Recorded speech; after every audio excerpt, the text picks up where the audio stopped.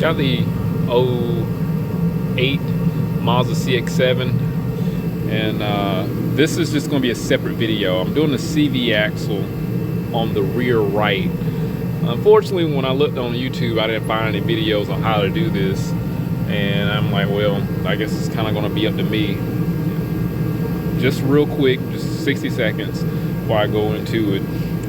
This side had some previous work done. They wound up welding this sensor shut here, and I had to drill it out and put in a bolt, and it's not perfect when I got it in there. As long as it's holding it and it's not welded in there. But the rear speed sensor isn't, my heater just shut off, my rear speed sensor isn't detecting any speed. Also, the wheel inside of the trigger wheel is off, broken, so the tone ring, so that's why I'm replacing the whole axle. I'm gonna leave the link in the description so you can see the video. But really quick, what I'm planning on doing, because the labor time is supposed to be about 3 hours, I'm not gonna try to remove the spring. I'm gonna see if I can just simply take off the axle nut, remove the caliper, remove the rotor, take off the lower bolt for the shock absorber, remove the control arm bolt, and I do believe if I finagle this right, I'm gonna support the lower arm with the jack so the spring wouldn't pull all the way down. And I'm gonna assume that I can have enough room to pull this trailing arm off to the side, pull the axle back and out. That's the plan. So we'll see how well that works out. Let me shut up and get to work.